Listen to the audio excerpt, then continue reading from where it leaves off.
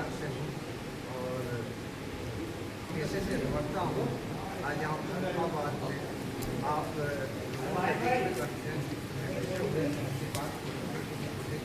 आपसे इसके लिए आपको धन्यवाद करना चाहता हूँ।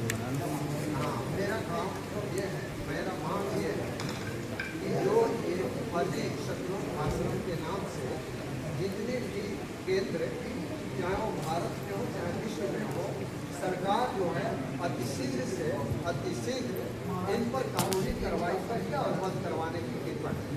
यही मेरा मांग है। संस्था के अध्यक्ष होते या उनका अध्यक्ष होती और उनके नाम से वो आश्रम होता है, तो ये कहा जा सकता है लीगल आश्रम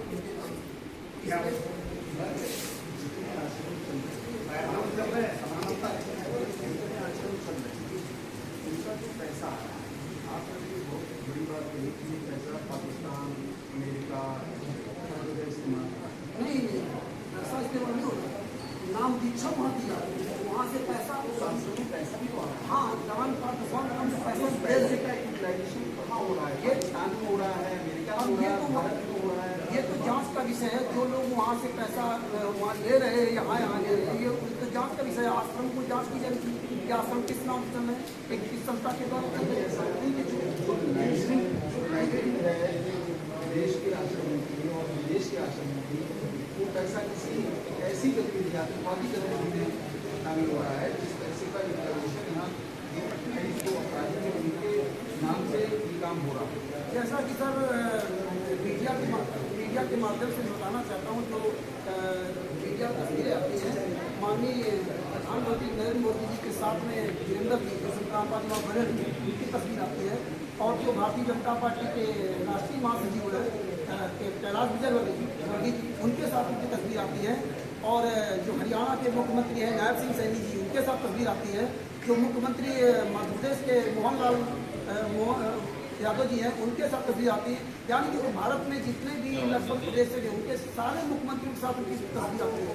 तो मेरा ये कहने में जो 28 अपराधियों में वो है जिन्होंने स्वयं कोर्ट में अपराध स्वीकार किया कि 5 महिला बच्चे की हत्या हमने की, और FIR नंबर 429 का जजमेंट ऑलरेडी जजमेंट, वो जजमेंट मैंने पूरे भारत में पूरे विश्व में एक ज्ञान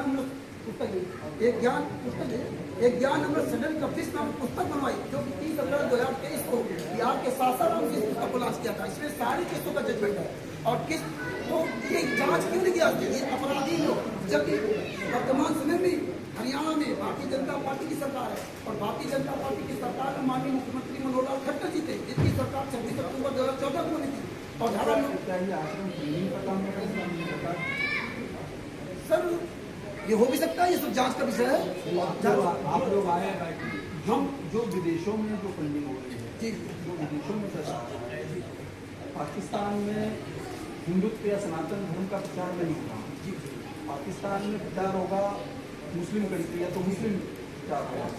तो क्या इस आश्रम का वहाँ पर परिवर्तन हो गया? क्या आतंकवादी गतिविधियों में ये आश्रम काम कर रहा है वहाँ पर?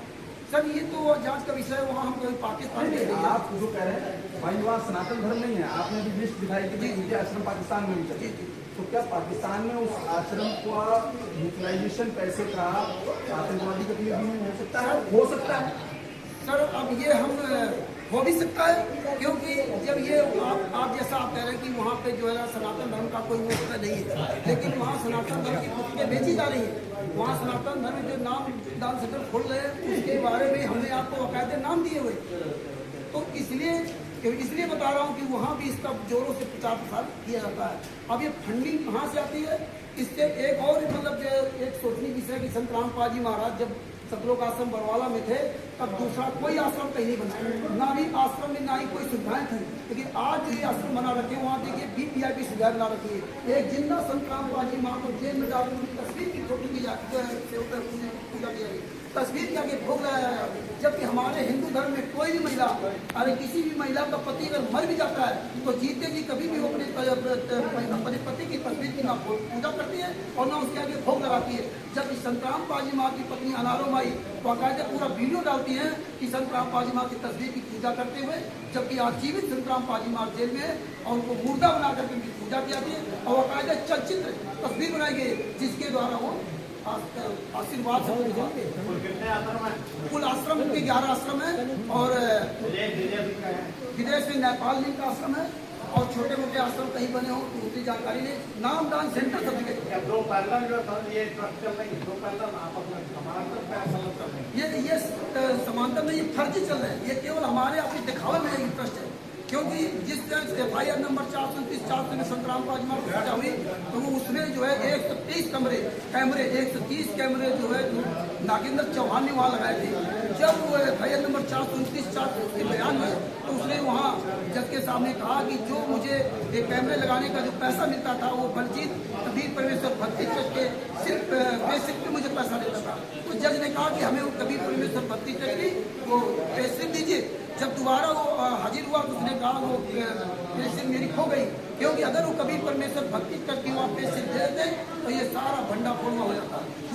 तो फिर ये सारा भंडा फोड़ जाता। इसलिए उत्तर प्रदेश में एक आश्रम चल रहा है शामली में, सतलोक आश्रम शामली जिजाना में, बैतखेड़ी गाँव बैतखेड़ी, और दूसरा एक सीतापुर में बन रहा है।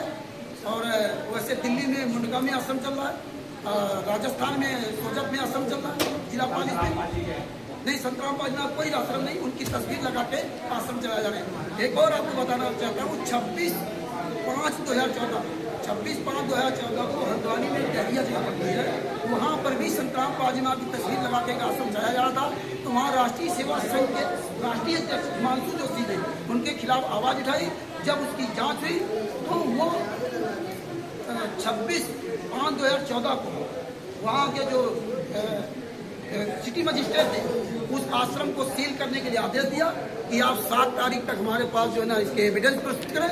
जब उन्होंने एविडेंस एक ये तो नामदान सेंटर जगह से चला रहे हैं, वो बंद हुआ है? अभी बंद नहीं हुआ है, क्योंकि जब तक लीगली नहीं बंद होगा तब तक क्या, ऐसे तो अभी तुम बता दिया।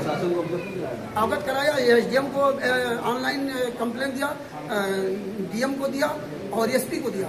और उस दिन आपको जैसा कि अजय जी ने बताया कि वहाँ वो गए भी थे और वहाँ पूरी जानकारी ने इनको बुलाया था, लेकिन इसके बाद दोबारा उन्होंने किसी भी तरह कोई कार्रवाई लगभग कितने दिन हो गए, 5-6 दिन हो गए ना। ये मतलब जो आश्रम चल रहे किस नाम से चलाए जा रहे हैं, अलग अलग नाम? ये सर ये किसी भी तरह का वहाँ बोर्ड नहीं लगाते हैं। केवल जब वहाँ जनता जाती तो एक मुनिंदर धर्मा ट्रस्ट का ऐसे बोर्ड खड़ा कर दिया था, इसके बाद हटा दिया जाता है। तो कोई ये समझ ही नहीं पाता ये किस संस्था के द्वारा चलाते हैं। अगर आप वहाँ जाएंगे, आप पूछेंगे ये किसका संचालक कौन है, तो आपको कुछ नहीं पता चलेगा। संतराम पाजी महाराज, बस यही डहरिया में हुआ था। तो आप जैसे मीडिया के लोग सब वहाँ पर उसका डाला था कि यह संतराम पाजमा का आश्रम सील हुआ, तो फिर हमने कई आपके मीडिया भाई बहनों से बात किया था कि भैया जब वहाँ का सिटी मजिस्ट्रेट हल्द्वानी का सिटी मजिस्ट्रेट ये कह रहा है कि आश्रम ये जो रिहायशी जगह है और ये आश्रम के रूप में इस्तेमाल की जाती थी, कानूनी तौर से ये आश्रम नहीं के नाम से इस्तेमाल नहीं कर सकते, क्योंकि इसके जो रूल्स हैं कि कितनी जगह में स्क्वायर में आश्रम होना चाहिए और कितनी चौड़ी रोड होना चाहिए, उसके खिलाफ है। तो उन्होंने उस आश्रम को सील किया, लेकिन उस 3 पेज का इन्होंने नोटिस लगाई थी, लेकिन उस नोटिस में लिखा कि देश राष्ट्र के नाम से जो है ये मुनिंदर धर्मा ट्रस्ट देश राष्ट्र के नाम से ये आश्रम चलाया जा रहा है, लेकिन संतराम पाजी महाराज का नाम उन्होंने नहीं लिया, जो बाहर उनकी तस्वीर लगी थी। तो कई आपके मीडिया भाई बहनों ने दिखा दिया संतराम पाजी महाराज आश्रम, संतराम पाजी महाराज आश्रम। तो हमने उनसे बात किया, जिनके नंबर मिले, बोले नहीं फोटो लगी थी। तो हमने कहा सर मैं आपके घर के बाहर अपनी फोटो लगा दूंगा तो क्या मेरा घर हो जाएगा? जब SDM महोदय जी सिटी मजिस्ट्रेट बाहर 3 पेज की लिस्ट लगाई, तो ऐसा क्यों करें? आप अपने खौदी ट्रस्ट के मतलब राष्ट्रीय प्रबंधक के मतलब नाम सुना? हम सब साहिब चैरिटेबल ट्रस्ट जो पीछे लगा हुआ इसके राष्ट्रीय प्रवक्ता हैं, राष्ट्रीय प्रबंधक जी शशिभूषण सिंह। नहीं, मेरा नाम रामचंद्र यादव, राष्ट्रीय प्रवक्ता रामचंद्र यादव।